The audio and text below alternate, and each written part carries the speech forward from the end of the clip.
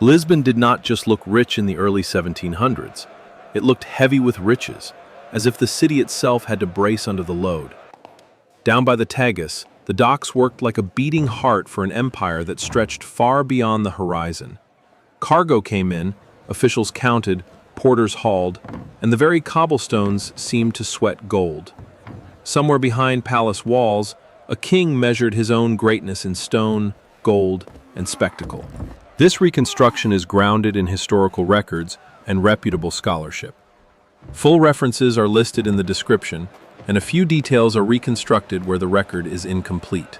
At the center of that glow stood King João V, John V of Portugal, praised as the magnanimous and whispered about as the Portuguese Sun King. Those names were more than court poetry. They fit a ruler who believed power should shine, and who had the resources to make it shine everywhere. John V governed as an absolute monarch, so certain of royal authority that he never once called the Cortes, the old parliamentary assembly that had once spoken for estates and cities. In his world, debate was not a necessity. It was an inconvenience. But there is a difference between a king who is obeyed and a king who expects the world to applaud. John V inherited a realm with a proud history and a vast overseas reach. Yet Portugal's place in Europe was never guaranteed by size alone. Courts in Paris and Rome measured monarchs by signals, by the weight of gifts, the scale of ceremonies, the majesty of buildings, the confidence of envoys. John V learned that lesson early and took it personally. If Portugal was going to be treated as an equal among Europe's great dynasties, it would not be by pleading its case. It would be by forcing the continent to look. That hunger for recognition shaped the way he spent and the way he ruled. Records often present him as devout, but also as intensely aware of rank, titles, and the theater of authority.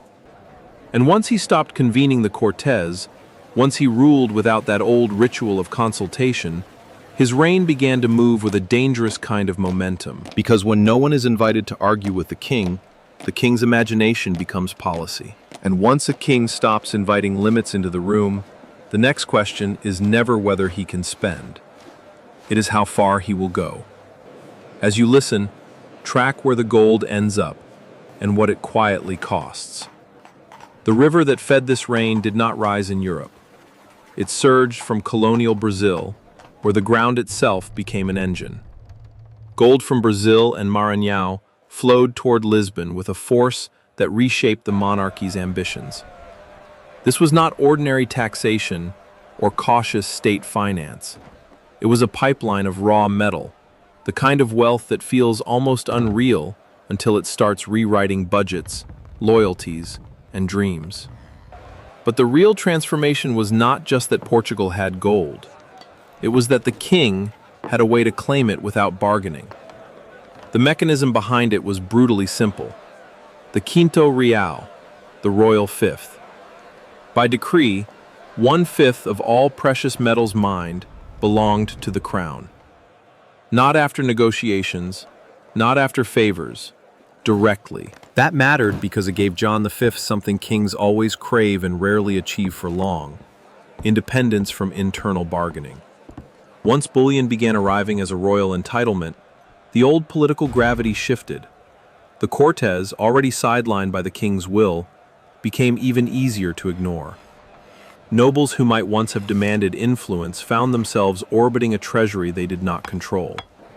The monarchy could pay for decisions in advance, smoothing over resistance, turning objections into silence.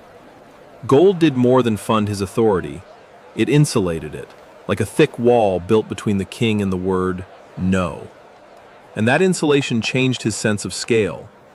When revenue feels endless, projects stop being measured by necessity and start being measured by what they announce. A convent can become a palace. An embassy can become a moving festival of wealth. Even devotion can become a public performance. In John V's Lisbon, money was not only spent to solve problems, it was spent to produce awe, to manufacture inevitability, to make Portugal appear larger than it was. The most important source of that wealth lay in Minas Gerais, the general mines, the epicenter of the rush. In 1721, John V made it an autonomous region, an administrative decision with a clear purpose: streamline control and keep the flow of gold uninterrupted. It was governance shaped by extraction. The state reorganized itself around the mines because the mines were reorganizing everything else. And once the treasury began to swell, the king's imagination did too. One of the most revealing stories of the reign begins with fear rather than triumph. By 1711, John V and Queen Maria Anna had no child, and the future of the Braganza line felt uncertain.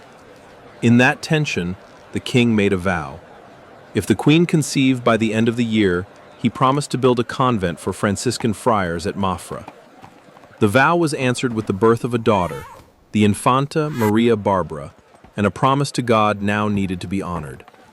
At first, it sounded almost restrained. A convent meant for 100 friars, a pious fulfillment that would mark the king as grateful and devout. But piety, backed by limitless cash, has a way of expanding. The plan swelled until it no longer looked like an offering. It looked like a statement. The modest convent became a colossal complex, a hybrid convent palace built for 300 friars, crowned with a grand basilica and wrapped in vast royal apartments. It was conceived under the direction of João Frederico Ludovice, and it embodied a specific kind of royal instinct. If you can build bigger than your rivals, you can force them to acknowledge you. The scale was staggering even to contemporaries.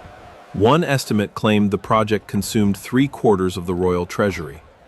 By 1729, the site reportedly held 15,470 workers, with 6,124 soldiers enforcing labor and order. The numbers paint an image that is difficult to forget. A religious vow turned into a national mobilization. A visiting Swiss nobleman, Charles de Merveilleux, looked at it all and remarked that the king had decided to build a second Escorial. That comparison mattered. The Escorial was a monument to Spanish Habsburg power, and Spain was Portugal's historic rival. Mafra was not just an act of devotion, it was Portugal carving its equality into stone. Inside this vast complex sat its quietest kind of prestige, the Rococo Library. Marble floors, intricate woodwork, and more than 36,000 rare volumes from the 14th to the 18th centuries. A library like that is more than a collection, it is a claim about civilization. Mafra declared that Portugal could be devout, learned, and magnificent all at once, because John V could afford to make those identities overlap. But he did not save spectacle for architecture. John V understood European politics as theater. Influence was not only negotiated, it was performed. When he sent embassies abroad, they carried not just letters and instructions, but a message made of fabric, metal, and ceremony. Portugal deserved to be treated as a great power because it could spend like one. In 1715, the Portuguese embassy to Paris, led by the third Count of Ribeira Grande, staged a triumphal entry that left observers stunned. The display was remembered as so rich, it seemed to eternalize the grandeur of the king behind it. Paris was not being asked politely to respect Portugal. Paris was being dared to deny what its eyes had seen. The next year, Rome became the ultimate stage. The 1716 embassy sought more than admiration. It sought concessions and standing at the heart of Catholic legitimacy. The procession was enormous, built to overwhelm the papal court, and its centerpiece became famous, the ornate Ocean's Coach, part of an enormous parade of carriages that made Portuguese wealth roll through Rome like a slow-moving tide. This was diplomacy by spectacle, a strategy that aimed to turn amazement into political advantage. Yet John V's relationship with Rome was not simply vanity in religious clothing. Accounts describe him as deeply pious, dedicating large portions of his day to prayer. At the same time, his devotion operated as statecraft.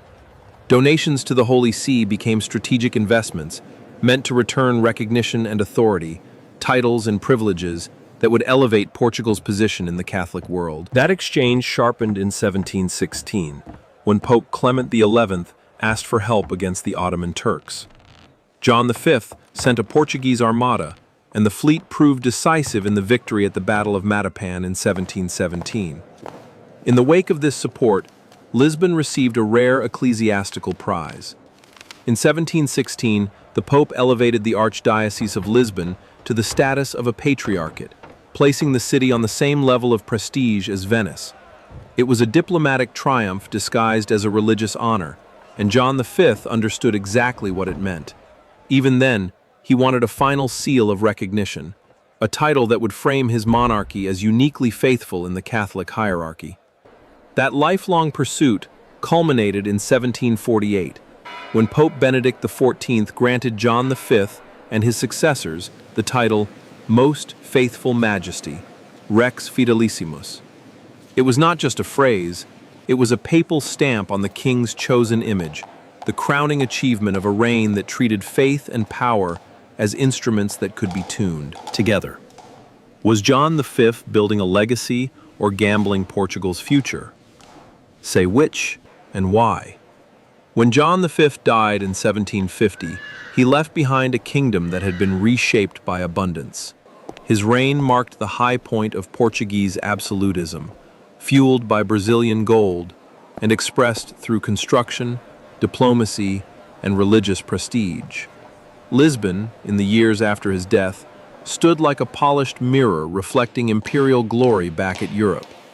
At the heart of the capital stood the Ribeira Palace, the main royal residence along the Tagus, a seat of power for more than 2.5 centuries. But what made Ribeira truly extraordinary was not only its political role, it was what it held. The palace concentrated Portugal's cultural memory in one place, as if the nation believed history itself could be stored safely behind stone walls. The Royal Library housed more than 70,000 volumes, including an immense musical collection said to be the largest in Europe. The Royal Archives and the Casa da India held records that went back to the first age of oceanic exploration. 15th century maps, details of voyages, and the administrative paperwork of empire, the quiet scaffolding behind the grand stories. And within these same walls hung artworks by masters such as Titian, Rubens, and Correggio, a collection that placed Lisbon among the great cultural capitals of Europe. It was a mountain of knowledge, art, and power, stacked in one palace beside one river. And that is where the unease settles in. John V's extravagance did not only create monuments, it also concentrated treasures. It gathered the irreplaceable into a single glittering center, a city that looked invincible because it was so splendid. Lisbon became the perfect showcase of imperial confidence. But confidence can be a fragile thing, especially when it mistakes wealth for safety. The city John V helped gild stood on the edge of a disaster that would not care about titles, libraries, paintings, or vows. The streets still shone, the palace still guarded its riches, and the empire still breathed through the docks. Yet the ground beneath Lisbon was already keeping its own secret. If you want the full reckoning that follows, subscribe for what happened to Lisbon next.